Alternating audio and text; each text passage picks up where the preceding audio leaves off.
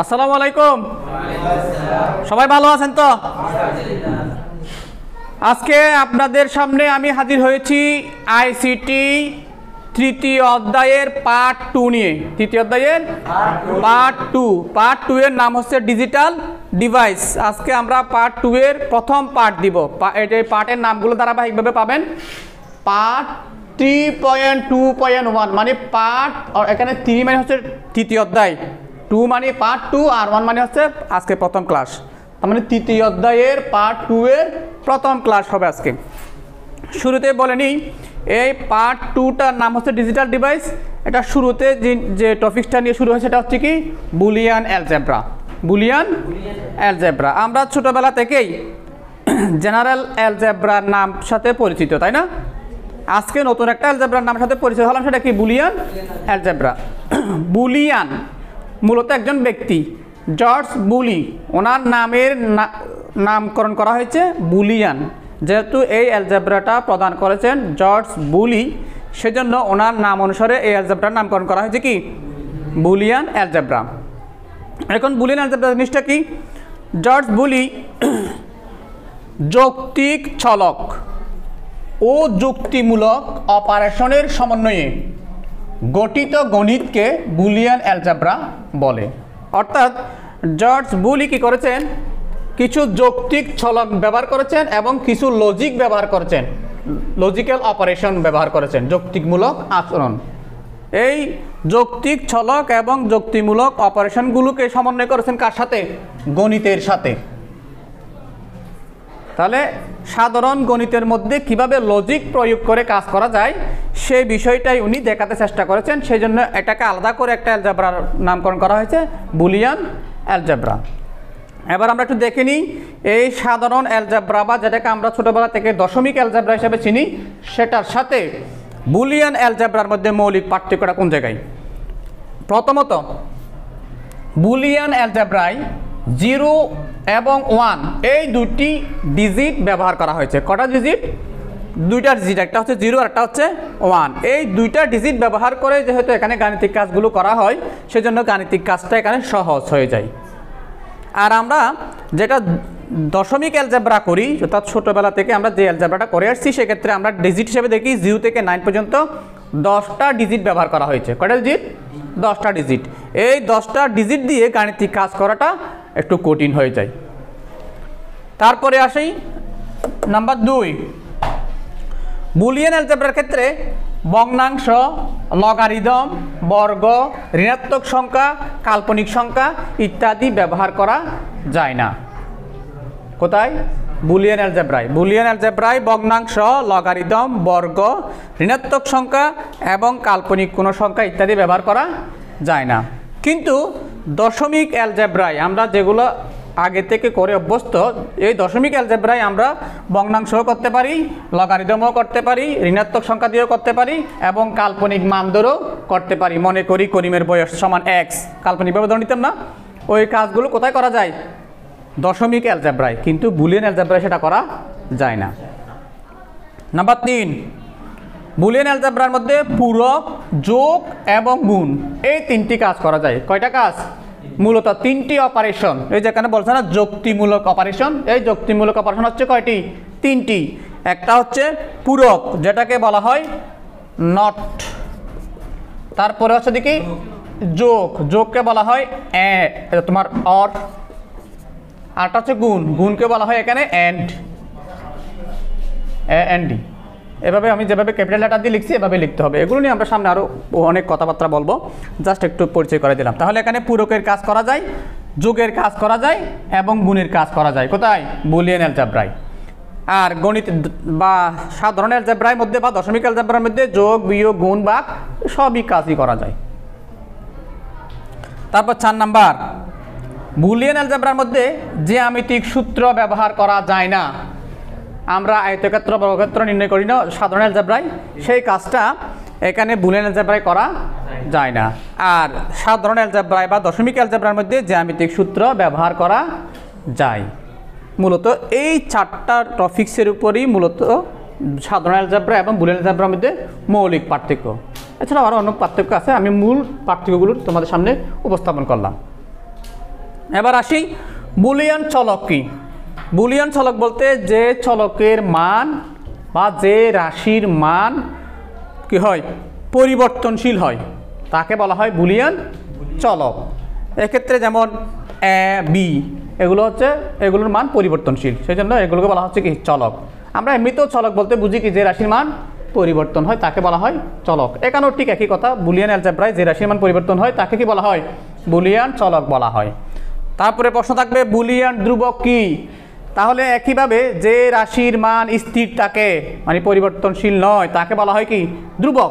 তাহলে বুলিয়ান ধ্রুবক হিসেবে ব্যবহৃত হয় এখানে 0 এবং 1, 0 এবং 1।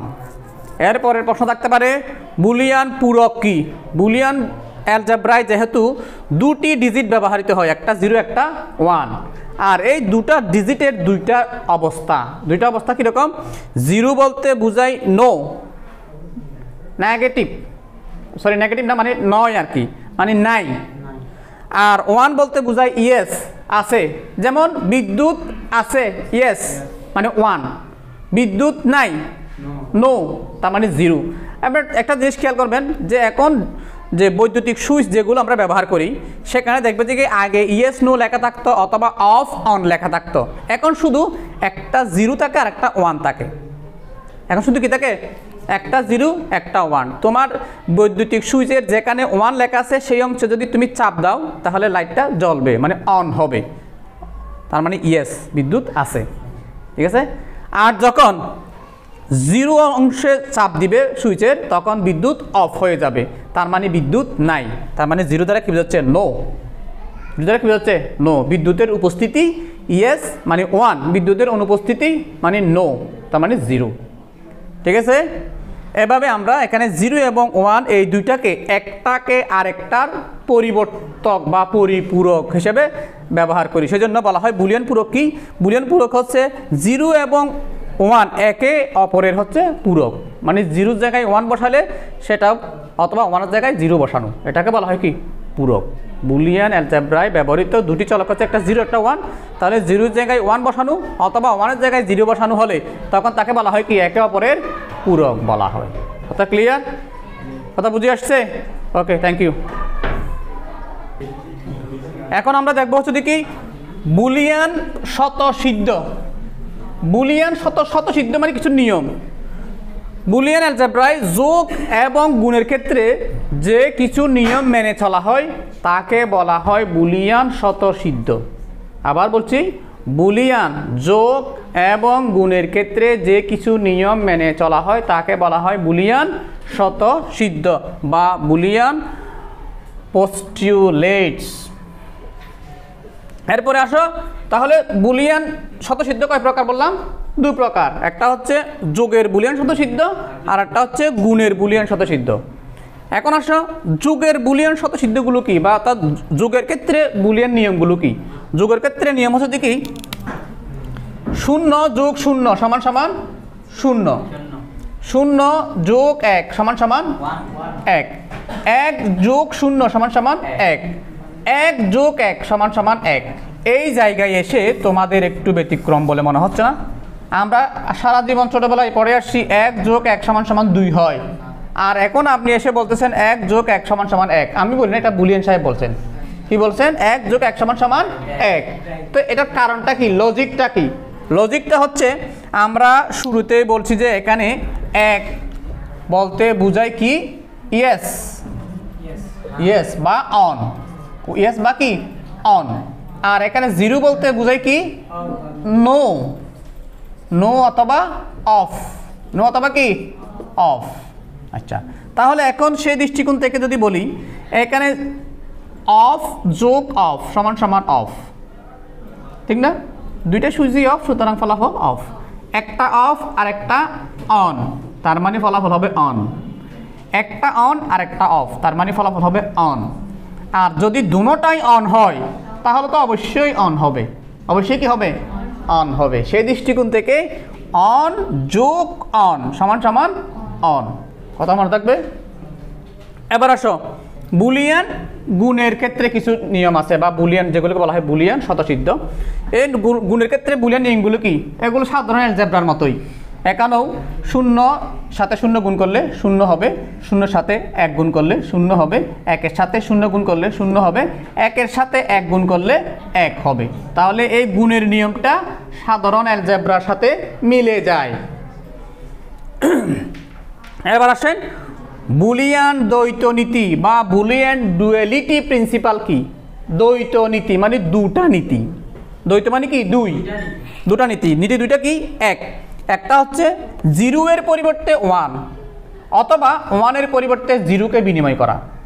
0 এর সাথে 1কে অথবা 1 এর পরিবর্তে 0কে বিনিময় করলে, অর্থাৎ 0 এর জায়গায় 1 বসানো অথবা 1 এর জায়গায় 0 বসানো, এটাকে বলা হয় কি? 0 এর পরিবর্তে 1 অথবা 1 এর পরিবর্তে 0। এই কাজটাকে বলা হচ্ছে একটা নীতি। আর 2 নম্বর নীতি হচ্ছে কি? অর এবং অ্যান্ড পরস্পর বিনিময়। তার মানে অ্যান্ডের পরিবর্তে অরের পরিবর্তে অ্যান্ড বসানো অথবা অ্যান্ডের পরিবর্তে অর বসানো, এটা হচ্ছে 2 নম্বর নীতি। এই দুইটা নীতিকে একসাথে বলা হয় বুলিয়ান দ্বৈত নীতি বা বুলিয়ান ডুয়ালিটি। মুনতাসির, ওকে। এবার আমরা একটু দেখি যে এখানে বুলিয়ান উপপাদ্য সমূহ বা অর্থাৎ কিছু সূত্র আর কি, আমরা বীজগণিতে যেরকম কিছু সূত্র মনে রাখতাম, এখানেও কিছু সূত্র মনে রাখতে হবে যেগুলোকে বলা হয় বুলিয়ান উপপাদ্য সমূহ।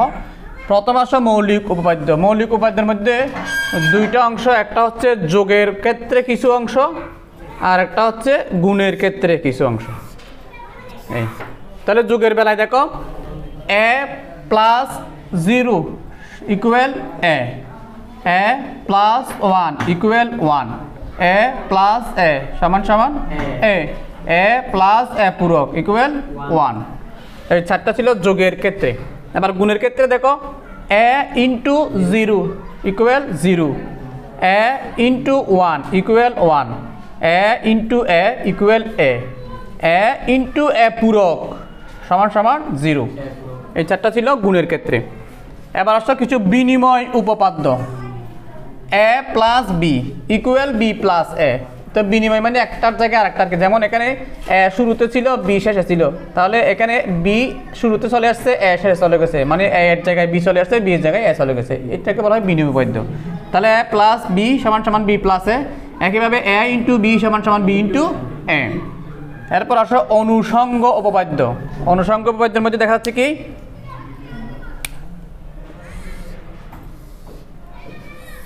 অনুষঙ্গ উপপাদ্যের মধ্যে দেখা যাচ্ছে দেখি a plus first bracket b plus c bracket close equal to a plus b first bracket তারপরে প্লাস c, তারপরে a ইন্টু bc ফার্স্ট ব্র্যাকেটের ভিতর সমান সমান ফার্স্ট ব্র্যাকেটের ভিতর ab ইন্টু c।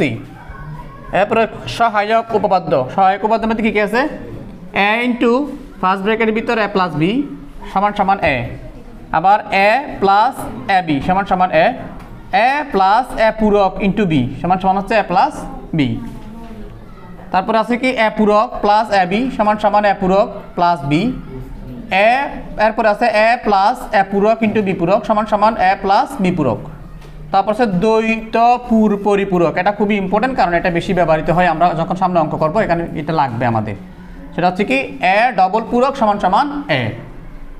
তারপর হচ্ছে বিভাজন উপপাদ্য। a into b plus c সমান সমান ab প্লাস ac।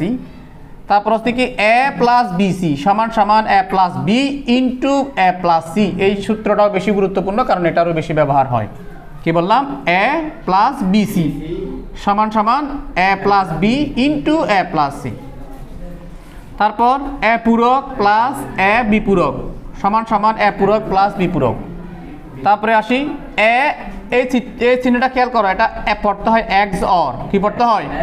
প্লাস চিহ্ন লিখে উপরে একটা বৃত্ত করে দিলে এটাকে বলা হয় এক্স অর। এই যে এক্স অর, তাহলে এক্স অর বি সমান সমান এ পূরক ইন্টু বি প্লাস এ ইন্টু বি পূরক, এটাকে বলা হয় এক্স অরের সূত্র।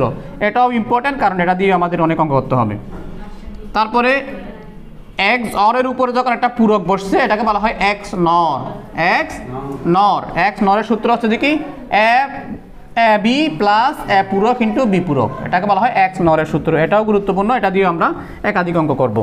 তাহলে এই উপপাদ্য বা এই সূত্রগুলো মুখস্থ করা লাগবে, যেহেতু এগুলো দিয়ে কতগুলো গাণিতিক সমস্যা সমাধান করতে হয়।